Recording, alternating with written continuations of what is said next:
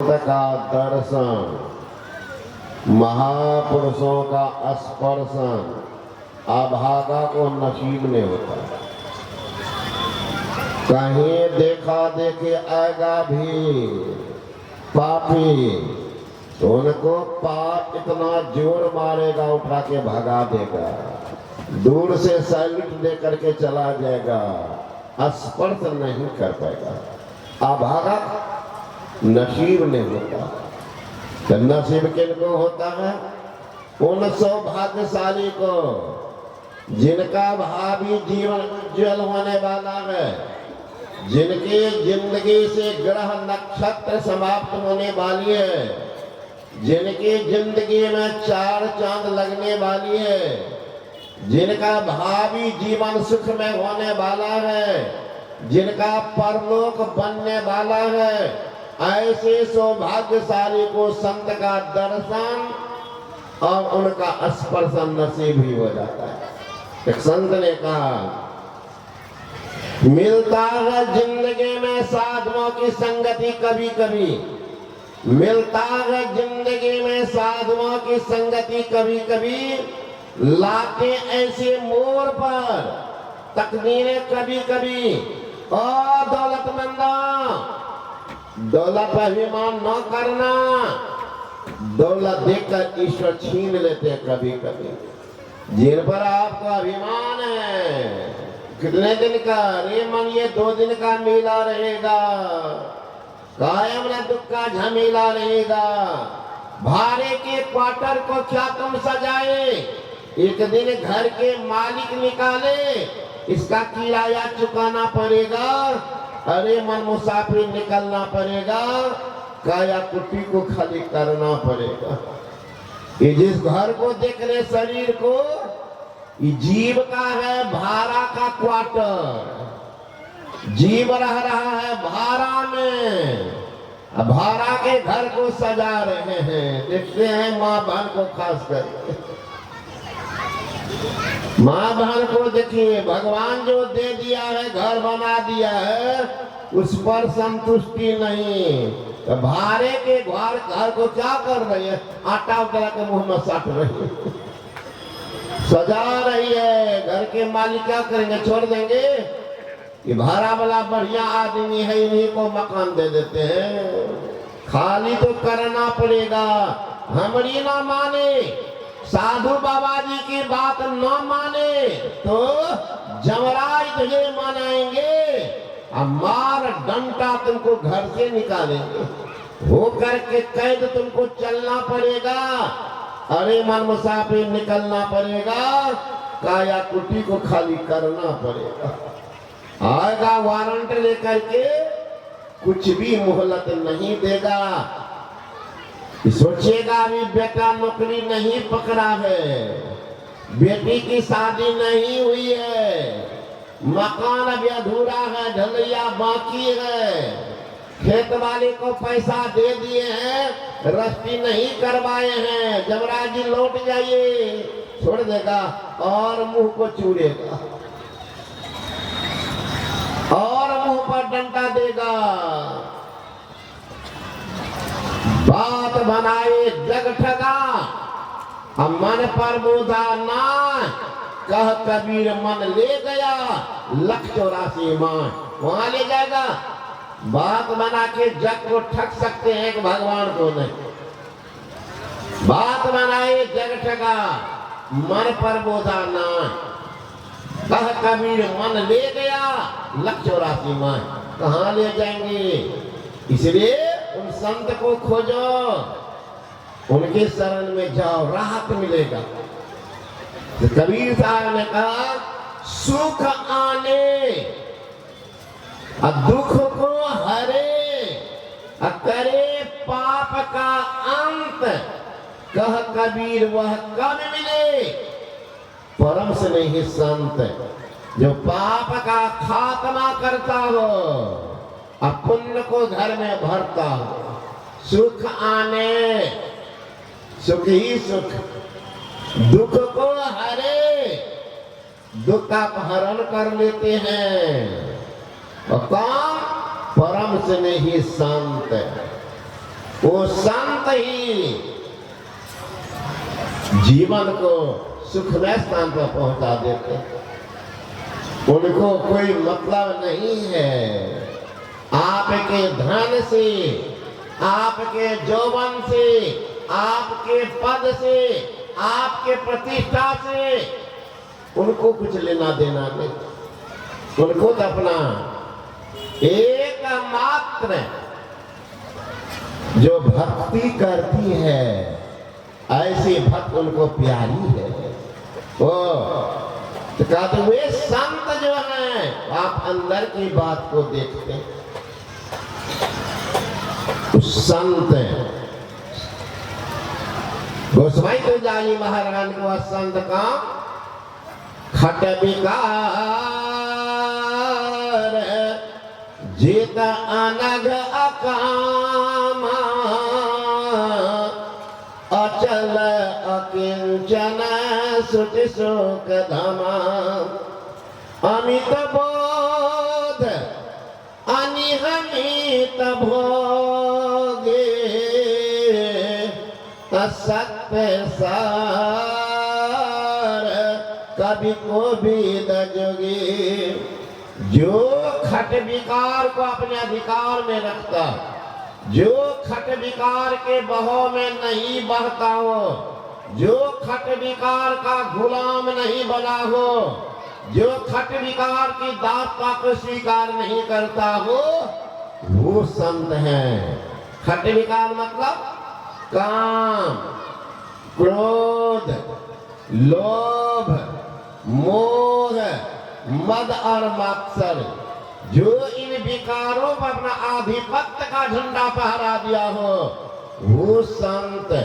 जो काम के दाम में बदनाम नहीं होता वो संत। क्रोध जिनको अबोध कर प्रतिशोध की भावना उत्पन्न नहीं करता हो वो संत। लोभ जिनको क्षोभ पैदा नहीं करता हो वो संत। मोह जिनको बेसोह नहीं करता हो वो संत। जो किन्हीं से डाह नहीं करता हो उन संत से जो ईर्ष्या द्वेष करता हो उनका भी वह परवाह नहीं करता हो वो संत। खट विकार जीत आनंद निष्पापी हो। पाप करने वाला संत नहीं हो सकते। अकामा कोई कामना नहीं। और जो कामना के गुलाम है वो संत। हरे कामना उठी मन में, एक मकान हो जाता, मेहनत की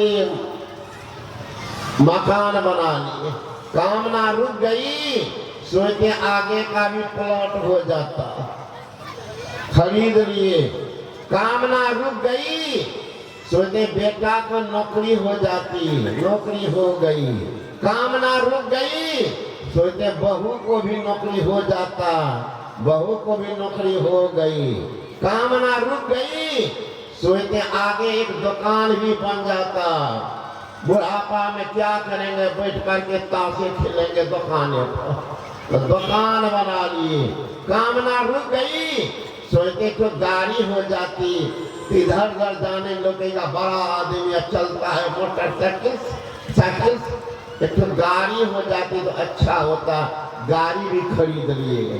कामना रुक गई, ये गाड़ी की सवारी तो और दुर्गति में ले जाती है। एक संत ने कहा चाह आने में आने लगी, चाह आने से पैसा कमाने लगी, चाह पैसा से बंगला बनाने लगी, अच्छा बंगला में मोटर को लाने लगी, अच्छा मोटर से होटल ले जाने लगी, अच्छा होटल में बोतल खुलाने लगी। तो बोतल खुलता है तो होश हवास है। एक आदमी पी लिया था, वही बोतल दे दिया था। सुबह समय जा रहा था डगमगाते हुए, उधर से एक भैंसिया आ रही थी, जाके टकरा। अब भैंस के आगे हाथ जोड़ लिया, बहन जी क्षमा करना, भूल हो गई। कुछ सोचने लगे बहन जी तो तुमको टक्कर लग गया, क्षमा करना। कुछ नौजवान जा रहे थे कॉलेज, खड़ा होके सुनने लगी, भाई भैंस बात करती है। और भैंसिया क्या बोली, ये बेचारी खड़ी है, तुझे खड़ा आ गया। अब भैंस को बहन जी बोल रहा।